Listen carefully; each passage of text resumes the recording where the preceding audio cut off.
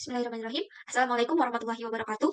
Izin memperkenalkan diri, nama saya Intan Prastiani dengan nomor NPM 2014231007 dari Prodi Teknologi Industri Pertanian, jurusan Teknologi Hasil Pertanian, Universitas Lampung. Di sini saya akan menjelaskan secara singkat tentang materi pendinginan. Pendinginan ini merupakan teknologi pengawetan pangan yang didasarkan pada pengambilan panas dari bahan.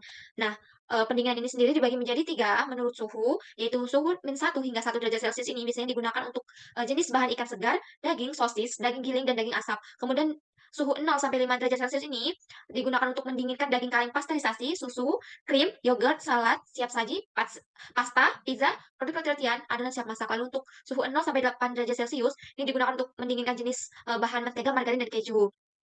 Lalu faktor yang mengendalikan daya simpan, menggunakan pendingin ini dibagi menjadi dua, yaitu bahan pangan segar dan produk pangan segar. Bahan pangan segar yang berarti, itu adalah produk hasil pertanian yang belum mengalami pengolahan. Lalu produk pangan segar berarti, bahan hasil pertanian yang sudah mengalami, pengolahan, contohnya seperti ikan kaleng, buah-buahan dalam kaleng gitu. Nah, faktor yang mengendalikan dari bahan pangan segar ini ada 5, yang pertama adalah jenis dan varietas, kemudian tingkat pemanenan dan pematangan, lalu yang ketiga adalah kondisi pemanenan seperti adanya kerusakan mekanik dan kontaminasi mikroba. Mungkin bisa disebabkan oleh alat yang digunakan saat memanen. Lalu yang keempat adalah suhu distribusi dan suhu penyajian di pengecer. Biasanya pengecer yang berjualan di pasar seperti berjual sayur itu, tidak menggunakan pengawetan atau pendinginan, hanya dibiarkan saja dan juga bisa mempengaruhi faktor dari daya simpan. Lalu yang kelima adalah kelembapan relatif ruang penyimpanan. Untuk produk pangan segar ini juga mempunyai 5 faktor. Yang pertama adalah jenis produk pangan.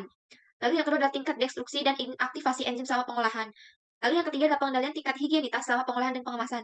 Nah, untuk produk pangan segar atau produk dalam kemasan ini sangat dianjurkan untuk mengendalikan kebersihan, lalu untuk inaktivasi enzim karena produk pangan segar ini biasanya memiliki umur simpan yang lebih panjang karena sudah mengalami pengolahan. Nah, dalam pengolahan itu harus menjaga sekali higienitas selama pengolahannya dan pengemasannya, karena itu akan mempengaruhi masa simpan apabila ada bakteri yang tumbuh di situ, maka itu akan mempengaruhi mutu dari produk tersebut. Lalu yang keempat adalah sifat dan jenis bahan pengemas. Bahan pengemas ini pun beragam ya, biasanya bisa menggunakan kaleng, bisa menggunakan produk plastik. Lalu yang kelima adalah suhu dan distribusi penyimpanan. Nah, suhu ini pun harus dijaga dalam penyimpanan maupun nanti sampai ke tangan penjual, itu suhu penyimpanan itu harus dijaga karena akan mempengaruhi dari mutu produk tersebut. Makanan yang telah dimasak atau makanan dan minuman kaleng atau botol. Nah, untuk menyimpan makanan yang telah dimasak, pastikan makanan tersebut ini berada dalam kemasan tertutup, sedangkan makanan atau minuman yang disimpan pada kaleng atau botol, jangan disimpan di dalam freezer. Alasannya adalah, cairan dalam kemasan akan membeku. Nah, volumenya akan bertambah. Nah, jika volume pemuaian ini melebihi kapasitas, maka kemasannya itu dapat pecah. Nah, untuk buah di dalam kaleng ini sebaiknya disimpan pada suhu 10 hingga 21 derajat Celcius. Nah, untuk sayuran beku ini letakkan pada freezer. Nah, untuk studi kasus yang saya ambil, ini ada berjudul Sistem Lemari Pendingin Sayuran Sederhana dengan Media Es Batu. Nah, latar belakangnya adalah sayuran ini adalah suatu kebutuhan hidup manusia yang memiliki ketahanan yang rendah dan mudah rusak jika dibiarkan saja di udara terbuka atau suhu kamar. Pedagang pasar ini harus menyiapkan alat pendingin yang besar sehingga akan menyebabkan biaya listrik mahal. Nah, dari latar belakang tersebut, jadi dibutuhkan alat pendingin sederhana yang bisa digunakan oleh pedagang-pedagang pasar untuk menyimpan bahan dagangannya seperti terlihat pada gambar ini. Nah, prinsip kerja alat pendingin ini adalah dengan meletakkan bongkahan es batu di bagian atas lemari yang tertutup rapat, kemudian setelah beberapa lama, udara di sekitar es batu ini akan menjadi dingin. Nah, akibat pendinginan ini, kerapatan udara membesar dan berat sehingga udara dingin ini mengalir ke bawah, di mana bagian bawah ini terdapat beberapa rak. Nah, rak-rak ini yang akan diisi berupa sayuran maupun buah-buahan. Langkah pengujiannya ini, yang pertama ini melakukan pengukuran suhu awal di dalam lemari pendingin, dinding luar, dan suhu ruangan. Peneliti ini menggunakan termokopel. Lalu yang kedua adalah masukkan media pendingin es batu ke dalam lemari pendingin, lalu memasukkan sayuran bayam ke dalam alat uji dengan kapasitas yang cukup. Lalu yang ketiga adalah mengukur suhu setiap 15 menit di dalam lemari pendingin. Dan yang keempat adalah mengukur laju peleburan es batu yang mencair pada setiap 15 menit dan menambah es batu jika hampir habis. Nah, ada data hasil pengujian pertama bisa dilihat di sini, lalu data hari 2 pengujian bisa dilihat, dan pada data hari ketiga pengujian.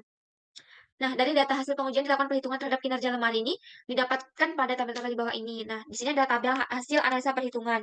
Pada pengujian 1, 2, dan 3, nah efisiensi rata-ratanya ini disajikan di dalam grafik. Nah, dalam grafik ini efisiensi tertinggi ini didapatkan pada hasil percobaan kedua.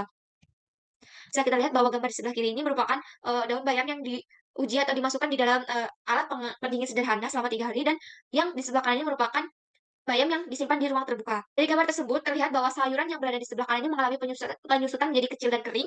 Sebaliknya sayuran yang berada di sebelah kanan ini masih cukup segar karena disimpan dalam lemari pendingin.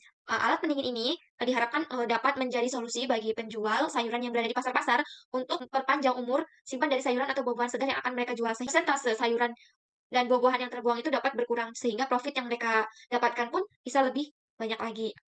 Nah, ini daftar pustaka yang saya gunakan. Sekian, eee, presentasi dari saya. Apabila ada kekurangan, saya mohon maaf. Saya ucapkan terima kasih.